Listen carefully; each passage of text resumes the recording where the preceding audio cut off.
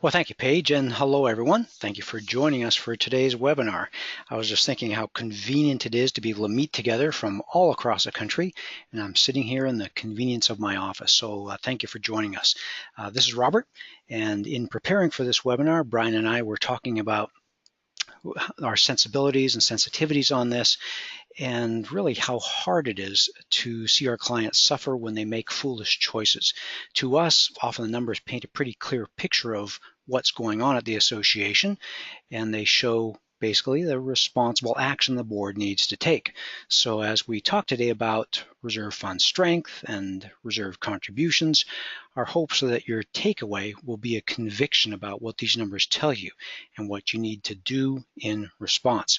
We can guide your association towards an improved future, and we believe that comes by bringing meaning to your reserve study results. So I'll be generally introducing the concepts, and Brian will be explaining those concepts just as he does on an ongoing basis with his clients.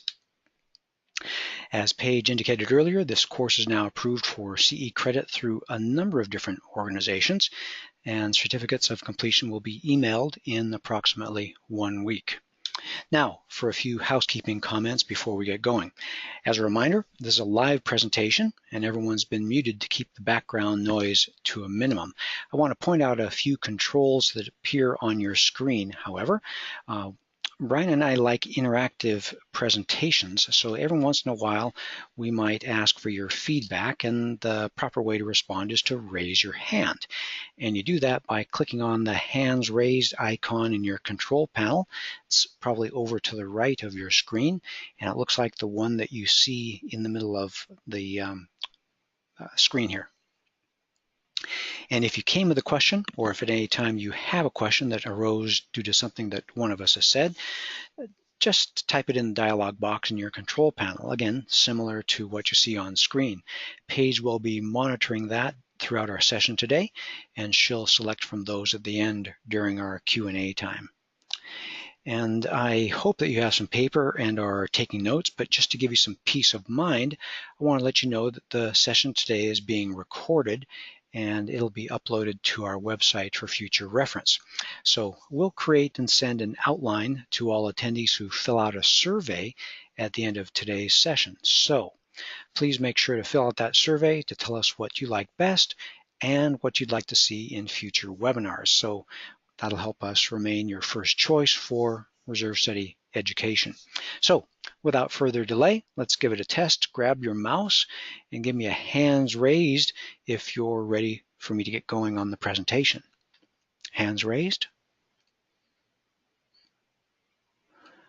Very nice. I see hands up and hands going up.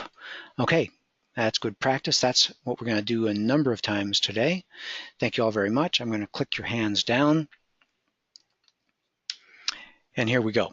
So what do you need to know? It's the same information that I needed to know when I started out in this industry, and I did that as president of my own association. It starts by learning that every reserve study has 3 parts, beginning with the reserve component list, which we call the foundation of the reserve study. The reserve component list defines the scope and schedule of your upcoming reserve expenditures.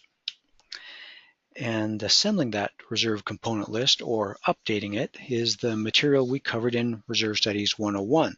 So out of curiosity, give me a show of hands, how many of you have attended that program? Hands raised if you were with us for Reserve Studies 101. Okay, less than half, maybe about a third. Okay, thank you very much. In case you missed it and want to see it, we've got a recorded version of Reserve Studies 101 on our website, and that you can find there along with an outline from that program. Well, after you have the component list, the second result of a reserve study is the calculation of reserve fund strength. And that reveals how well the size of your reserve fund, the cash that you have, matches up against the needs defined by your components. And then comes the calculated reserve funding plan, which reveals how much you need to be setting aside on an ongoing basis based on that unique component list that tells you when your projects are going to happen and your unique financial starting point. And that's all to help you provide for the timely repair and replacement of your reserve components. So that's a definition of having adequate reserves, enough reserve funds on hand to pay for your predictable reserve bills. It's actually pretty simple, just demonstrating that you have the cash to pay your bills. So both of these are calculations, and these are the results we're going to guide you through in today's webinar. So as I turn it over to Brian, why do we care about National Reserve Study standards and the 3 results that come from a reserve study? Thank you, Robert. I appreciate that. And just like you said, reserve studies will guide you towards knowing what you're reserving for, whether or not you have enough cash on hand today, and then how much cash you will need to be setting aside to prepare for those inevitable upcoming expenses. So these 3 results, which are based upon National Reserve Study standards, will help us give reliable guidance to big high-rises, simple townhomes, and then special application associations like condominiums or even the new park-a-minium projects that we see are starting to become more common. And then even large condominium associations with a long list of components. Now, speaking about components, all of the calculations we'll be talking about today are based on the reserve component list. So that component list has to be reliable. Well, fortunately, we base component selection on the 4-part test that is prescribed in the National Reserve Study Standards, which you can see right now on screen. That 4-part test says that in order for a component to be funded through reserves, then it has to be a project that is, number 1, a common area maintenance responsibility. It needs to have a limited useful life. It has to have a predictable remaining useful life, and it must be above a minimum threshold cost of significance. And then the result of a component list looks something like this, with a description of each component, its anticipated useful life, remaining useful life, and its current cost estimate. This is the component list which we'll be using for today's examples during our presentation. Great. Okay. So we base the component list on National Reserve Study standards. I get that. So what's the next step? How do you measure, relatively speaking, if the association has enough cash? Now, there's going to be small associations that are going to need less than big associations, and associations about to face a big project are obviously going to need more cash than an association where their big projects are many years away. So how does an association get to that right answer, how much they should have on hand? Sure. So that is a great question. And so we've heard many ways that people try to gauge whether or not they have enough. So things like, is it broken out by, dollars per unit adjusted by age, percent of annual budget, or possibly a percentage of the unit value, or maybe it's just a nice round number they pulled out of a hat.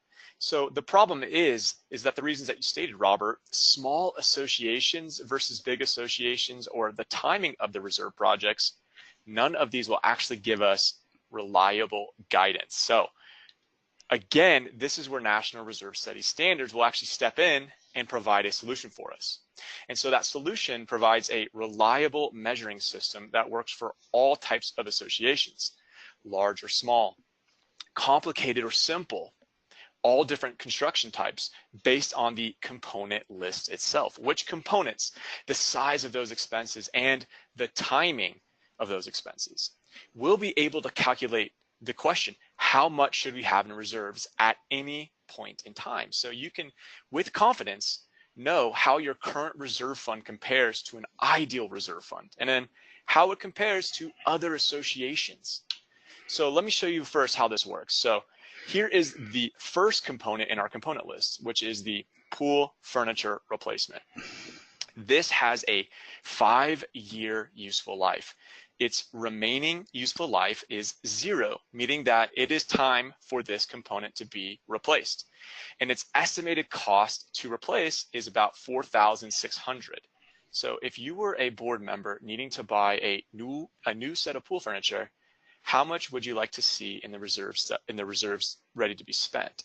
So think about that. What is the proper amount of money needed in the reserve study given its cost is $4,600 today? So if you thought 4,600, then you are correct. When the remaining useful life is 0, you need the money right now. And that is exactly how much money you should have within your reserves.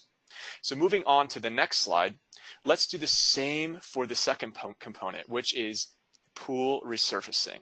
This component has a 10-year useful life, and its remaining useful life is 5, meaning its life is halfway used up.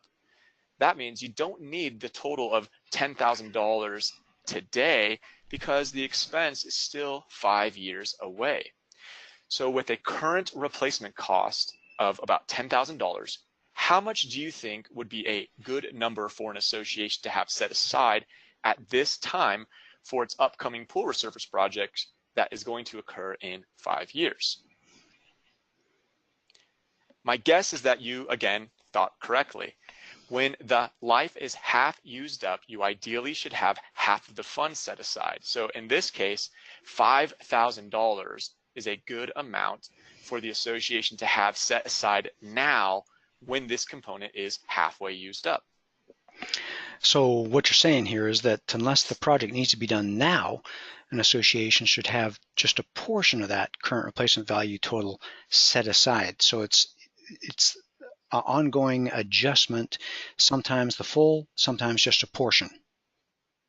Exactly, that's right. So the ideal amount to have set aside is not the total replacement cost for all of the components. It's just the value of the current deterioration. So half of the life is used up, therefore half of the replacement cost is set aside. When the component is brand new, meaning it was just replaced or it was just installed, only a portion of that needs to be saved up. It's fairly straightforward. The only time that an association should have the entire amount of the component monies set aside is when the time is now to actually complete the project. So I've talked about some of the simple relationships earlier for how much is the right amount to have in reserves, and the National Reserve Study Standards relationship is fairly simple. It's called the fully funded balance, and mathematically, it is simply the fractional age of the component times its current cost.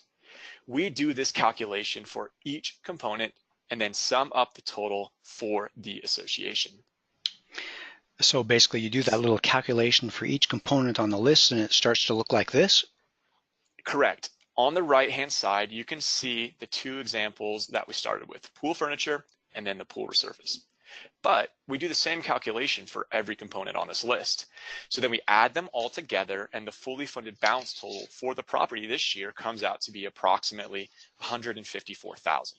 So that is the ideal amount to have set aside in reserves at this time. However, each year, the replacement cost estimates change and the remaining useful life estimates change as well.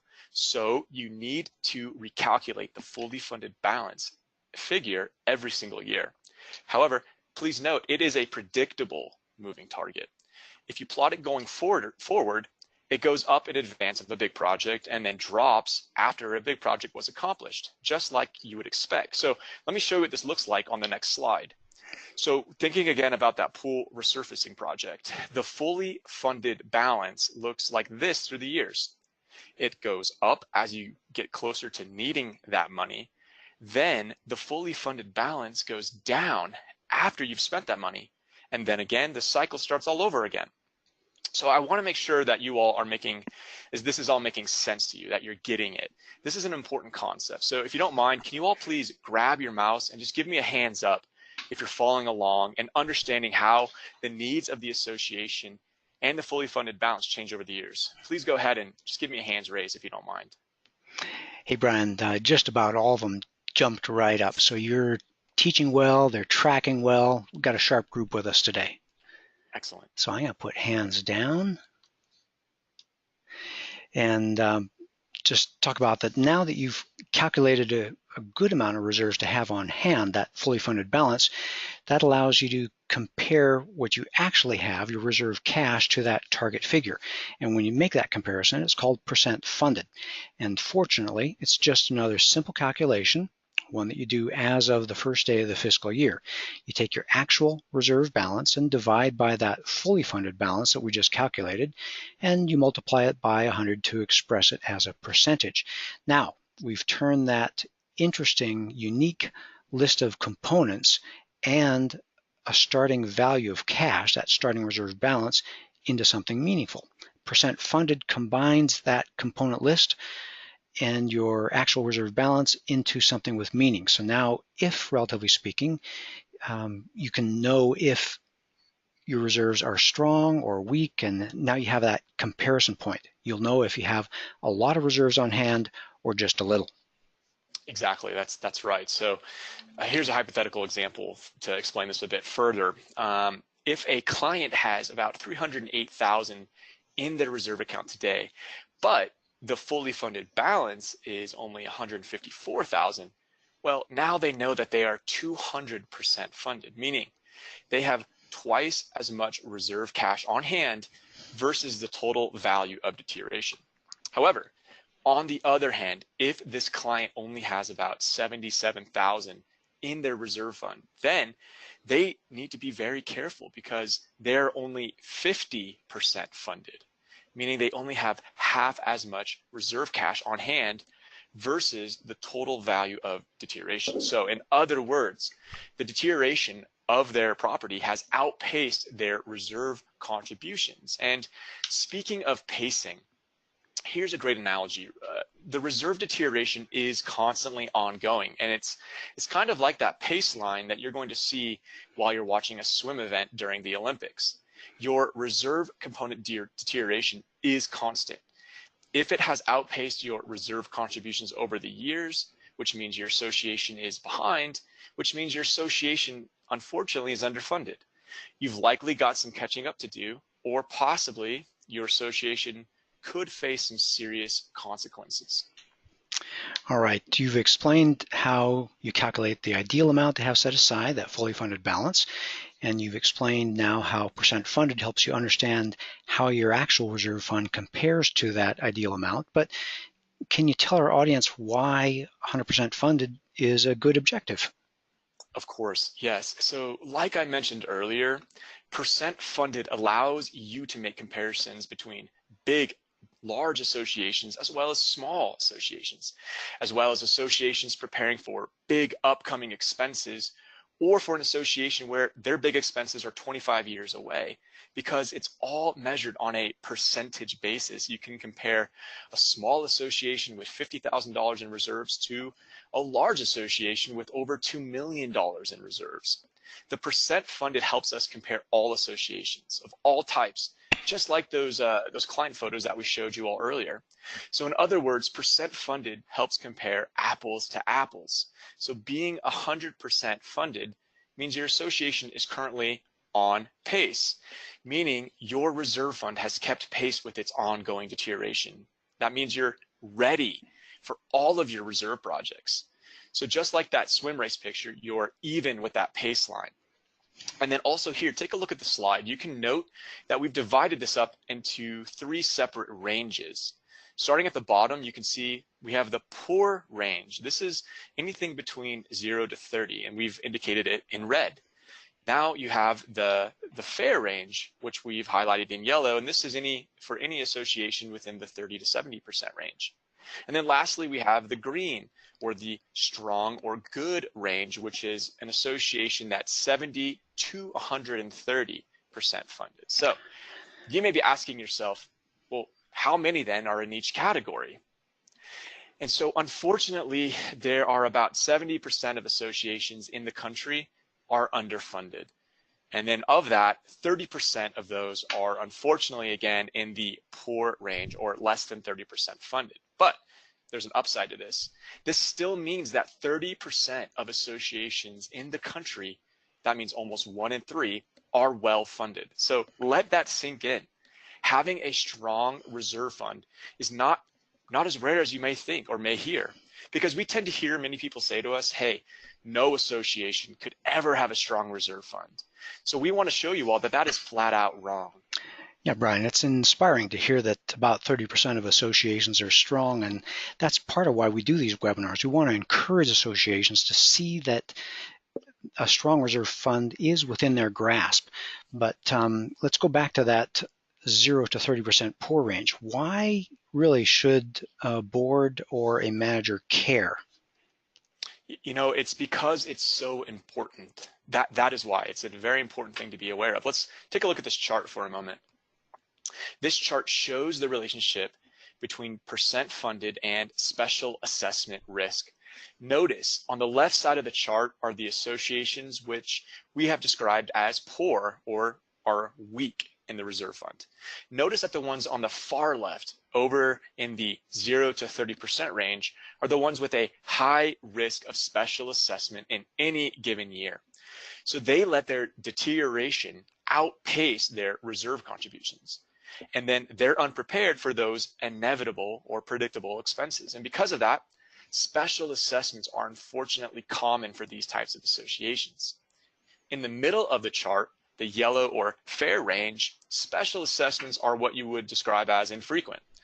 Now, special assessments for the properties that are above 70% funded or in the green are just plain rare.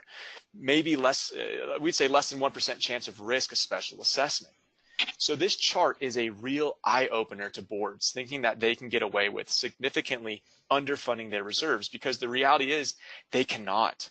Reserve expenses are inevitable. If your association has let deterioration get ahead of contributions, you are going to face special assessments, deferred maintenance, or cash flow deficiencies. Well, let me build on that. It sounds like it's all boiling down to trade-offs. You've used the word inevitable to talk about reserve expenses. So either you're making the reserve contributions now, or you get special assessments later. And you've got that balance between a strong reserve fund that helps you know that special assessments are unlikely, and a weak reserve fund that means that you're exposed to special assessments, and a sliding scale so you know how strong is strong and how weak is weak. And with that strong reserve fund, obviously your risk of special assessment is low, and that's a good thing. But if your association has been underfunding reserves for years and years and years and presently has a weak reserve fund, what you're saying is that those are the associations that are going to have perhaps one or more special assessments to make up for that underfunding. Exactly right, Robert. Special assessments are the great equalizer, and you can see them coming years in advance. Well, one thing that we want to make sure you pick up is that for all the managers and board members here is that, again, reserves are for predictable projects. Brian used the term again, inevitable. They're going to occur whether you're prepared or not. If you're not prepared, they still need to be paid. That roof still needs to be replaced. You're eventually going to have to pay that bill, and if you don't have the cash and reserves and don't have the time to wait and delay the project, it causes a special assessment. Or perhaps you'll have unsightly deferred maintenance in the interim, and then you'll have higher costs that come with deferred maintenance, and that's almost like getting hit with a late fee. And all those things cause homes to be less than their best value, best and highest value. And finally, all these poor decisions put board members at risk. And that's because it's the board's job to provide for the needs of the association. Sustaining an association takes properly sized homeowner assessments, and it's the board's job to set the budget.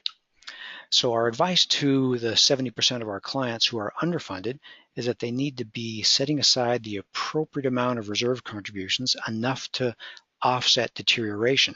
And many of those need to increase their reserve contributions.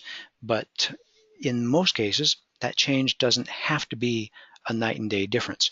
Most associations took many years to get into their underfunded situation, so they typically can tolerate a few years to strengthen their reserves and become prepared.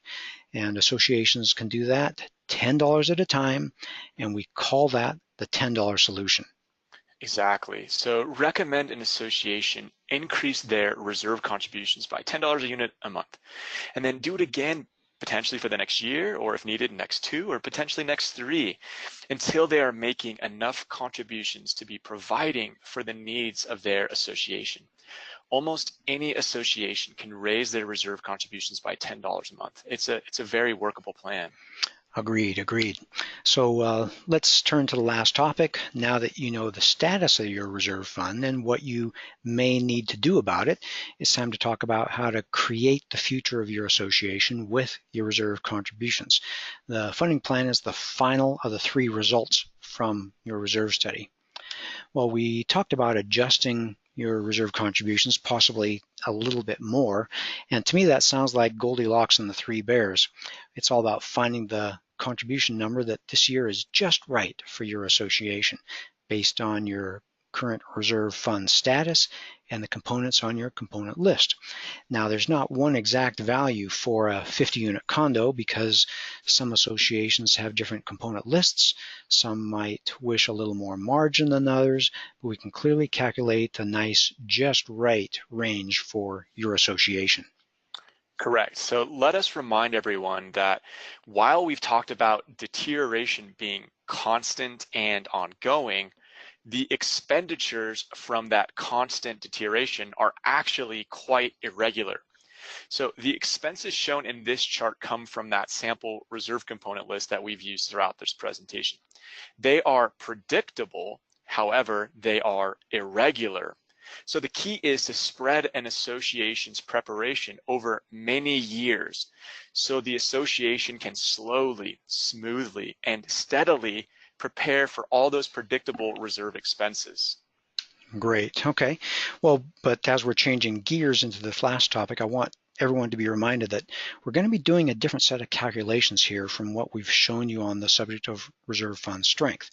Reserve contributions are different, so they have different calculations. So give me a hands raised if you're ready for this next step, calculating reserve contributions. Great, great, great. Okay, I'm going to put hands down and we'll move on to the next slide. But as I set the table for what Brian's going to speak about, I need to make sure we're all on the same page about what reserve contributions are for. So think to yourself, are reserve contributions for the here and now, or are reserve contributions for the future? Give it a moment to think and pick one or the other. What do you think? Well, we like to explain that reserve contributions are for the here and now. The expenses, the actual expenditure, is going to be sometime in the future, like the slide that Brian showed, but deterioration is an ongoing daily occurrence. Ongoing reserve contributions are necessary to offset that ongoing deterioration. If your reserve contributions offset ongoing deterioration, the future is going to take care of itself. And done this way, the need for special assessments goes away. All owners are paying their fair share of the ongoing deterioration, and the board can rest peacefully at night knowing they have budgeted for the known or inevitable projects. So this is an important concept. Reserve contributions are for predictable projects, not guesses. So reserve contributions, remember, offset ongoing deterioration. They're not charitable gifts for the future. They're not cautious set-asides for a rainy day. Reserve contributions pay the bill of ongoing deterioration just like any other bill the association needs to pay. And we're going to suggest that you're going to have a lot more success getting your owners on the same page if you characterize reserve contributions using present tense words like paying, this is what we need to do to pay the ongoing deterioration bill. That's right, Robert. So as we approach the next slide, let's take a look at this chart. The same component list that we've used before, okay? So if you divide the cost by the useful life, you get the annual cost of deterioration per year. So it's easy to see this in the second line, pool resurface. It's $10,000 every 10 years, meaning that it's deteriorating at a rate of about $1,000 per year. So now, do that calculation for all of the components in this list, then sum the total, and you're going to get about $20,000 per year. So we'll talk about setting up a multi-year funding plan in our next webinar in the series. So that's the Reserve Studies 103 webinar, which I highly recommend that you all join. So the components at this association are all together deteriorating at the rate of about $20,000 a year. Your reserve contributions are going to need to be fairly close to this value. And so remember when I showed you that slide of the swimmers in the pool with that pace line, this is what I mean by the pace of ongoing deterioration that your association needs to keep up with. So here's what I mean. I'm going to use this chart now for the next few slides, and I'm going to plot reserve fund strength over time. So please note that on this slide, time moves from left to right. And as I indicated earlier, a strong reserve fund is 70% funded and above. And on this chart, it's shown in green at the top, while a weak or severely underfunded reserve fund is the 0 to 30% funded range. And that can be shown here on the bottom on the red. So the 100% funding level, or the ideal, is highlighted right here with an arrow. So let's find out what different reserve contributions rates will do for this association. So let's take a typical association. They're starting out at about 50% funded. Let's presume that they are making contributions of exactly $20,170 per year. They are matching the deterioration rate that we just calculated.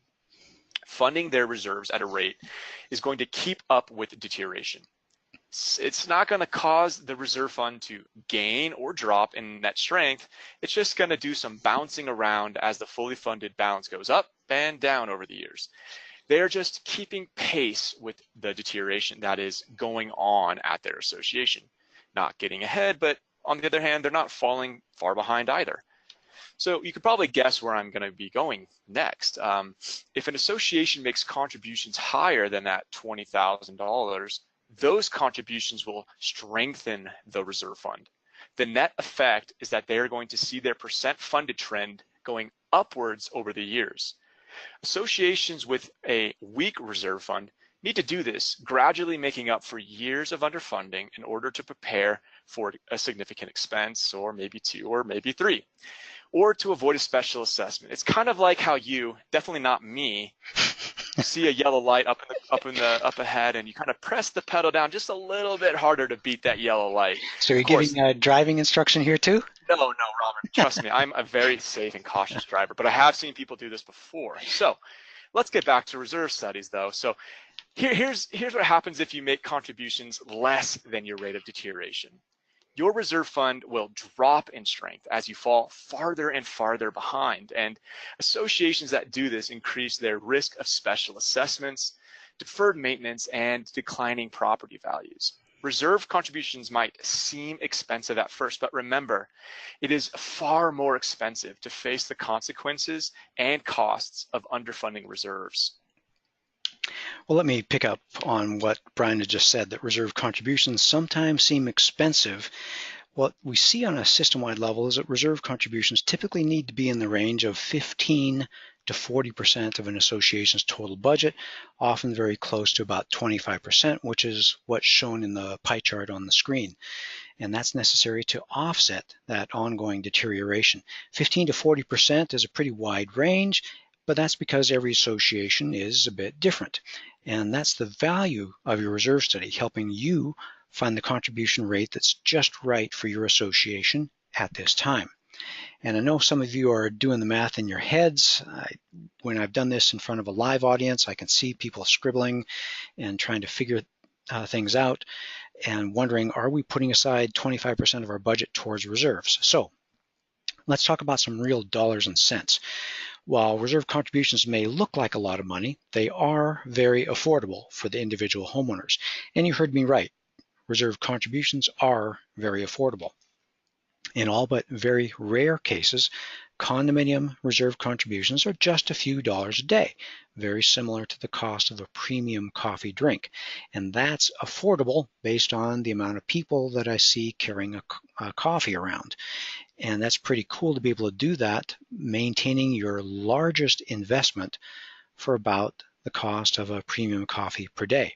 Now, if on the other hand you're a member of or manage an association where the owners maintain their own standalone homes, like a HOA or a planned development, then the reserve contributions then get even smaller. They can get down to the level of trivial on a dollars per day basis.